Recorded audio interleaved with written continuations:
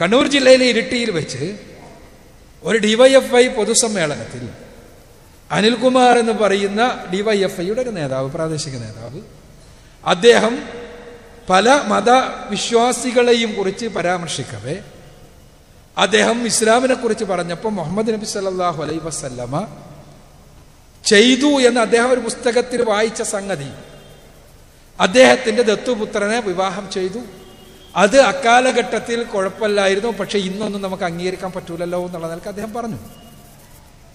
ഇത് അദ്ദേഹം ഒരു പുസ്തകത്തിൽ വായിച്ച സംഗതിയാണ്. അത് അദ്ദേഹം ഒരു പൊതുസമൂഹത്തിൽ പങ്കുവച്ചു. ഞാൻ മനസ്സിലാക്കുന്നത് അദ്ദേഹത്തിന്റെ പ്രഭാഷണം കേട്ടാൽ മുസ്ലിങ്ങളെ താറടിക്കുക എന്നോ പ്രവാചകൻ സല്ലല്ലാഹു അലൈഹി വസല്ലമയെ മോശമായി ചിത്രീകരിക്കുക എന്നോ ഉള്ള ഒരു ദുരുദ്ദേശപരമായ ഒരു ലക്ഷ്യത്തോടു കൂടി അദ്ദേഹം സംസാരിച്ചതല്ല. എന്നാൽ റസൂലുള്ളാഹി സ്വല്ലല്ലാഹു അലൈഹി വസല്ലമയെ കുറിച്ച് പൊതുവേദിയിൽ പറയുന്നതിന് മുമ്പ് അദ്ദേഹം ശ്രദ്ധിക്കേണ്ടിയിരുന്നു എന്ന് നമുക്ക് പറയാം. യഥാർത്ഥത്തിൽ അത്തരം രംഗങ്ങളിൽ അദ്ദേഹത്തിനെതിരെ ജിഹാദ് വിളിക്കുകയല്ല ശരിക്കും മുസ്ലിങ്ങളുടെ ദൗത്യം.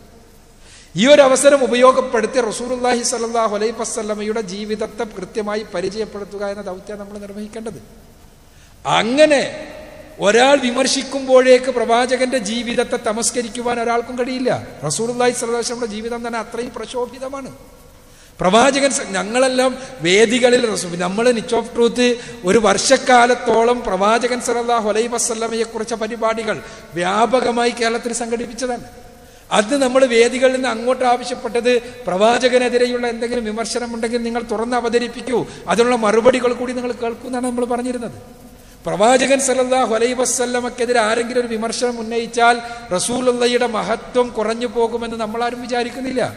പ്രവാചകനെതിരെ വിമർശിച്ച ആളുകൾ പലപ്പോഴും പിന്നീട് റസൂലുള്ളാഹിയുടെ സ്തുതിപാഠകരായി മാറിയതായിട്ടാണ് ചരിത്രം.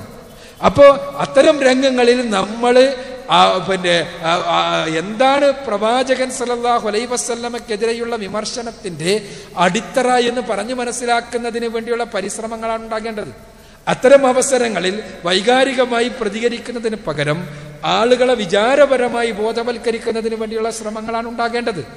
ആരെങ്കിലും തങ്ങളുടെ രാഷ്ട്രീയ പ്രത്യയശാസ്ത്രങ്ങളുടെ പ്രചാരണത്തിന് വേണ്ടി ഇത്തരം വികാരപരമായ പ്രതികരണങ്ങൾ ഉപയോഗപ്പെടുത്തുക എന്ന് പറഞ്ഞാൽ വളരെ മോശമാണ്. ഇസ്ലാമിക സമൂഹത്തെ സംബന്ധിച്ചിടത്തോളം ഇസ്ലാമിക സമൂഹത്തിന് അതുവഴി അവർ ഉണ്ടാക്കി തീർക്കുന്ന ഇമേജും മോശമാവുകയാണ്.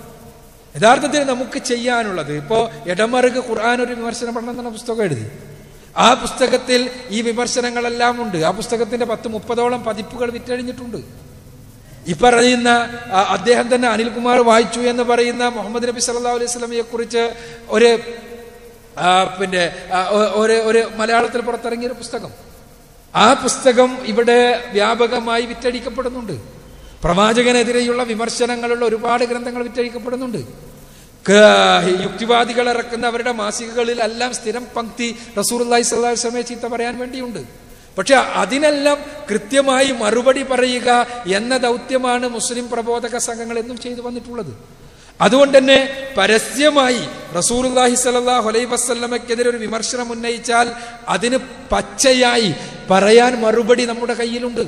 ആ മറുപടി ഉള്ളത് കൊണ്ട് തന്നെ പ്രവാചകനെതിരെ വിമർശനം ഉന്നയിക്കുമ്പോൾ അതുവഴി റസൂലുള്ളാഹിയുടെ മഹത്വം വർദ്ധിക്കുക മാത്രമാണ് ഉണ്ടാകുന്നത് എന്നുള്ളതാണ് അനുഭവം. അപ്പൊ അതുകൊണ്ട് തന്നെ വൈകാരികമായ പ്രതികരണങ്ങളെ കൊണ്ട് യാതൊരു കാര്യവും ലഭിക്കുന്നില്ല എന്ന് മാത്രമല്ല, അത് ഇസ്ലാം വിരുദ്ധമായ രീതിയാണ്. പ്രവാചകൻ സല്ലല്ലാഹു അലൈഹി വസല്ലമ റസൂലുള്ളാഹിയുടെ കാലം മുതൽ ഇന്ന് വരെ വിമർശിക്കപ്പെട്ടിട്ടുണ്ട്. ആ വിമർശനം ഉള്ളത് കൊണ്ട് തന്നെയാണ് അതിനെതിരെയുള്ള ഗ്രന്ഥങ്ങൾ ഉണ്ടായത്, പഠനങ്ങൾ ഉണ്ടായത്, കാര്യങ്ങൾ ഉണ്ടായത്. ആ പഠനങ്ങളും കാര്യങ്ങളുമല്ല, പെടമറുകിന്റെ പുസ്തകം മലയാളത്തിൽ ഇറങ്ങിയപ്പോൾ 27ഓളം പുസ്തകങ്ങൾ ഇറങ്ങി അതിനുള്ള മറുപടി. 27ഓളം പുസ്തകങ്ങൾ. അതെന്താ 27ഓളം പുസ്തകങ്ങൾ? 27ഓളം പുസ്തകങ്ങളിലും ഇടമറുകിന്റെ ചിന്തകളെ ഓരോന്ന് അവരുടെ തലം വെച്ചുകൊണ്ട് അപഗ്രഥിച്ചുകൊണ്ട്. അപ്പൊ അതുകൊണ്ട് മുസ്ലിം സമൂഹത്തിന് ഇത്തരം വിഷയങ്ങളിൽ കൃത്യമായൊരു ദിശാബോധം ഉണ്ടായി എന്നുള്ളത് മാത്രമാണ് അതിന്റെ ഫലം.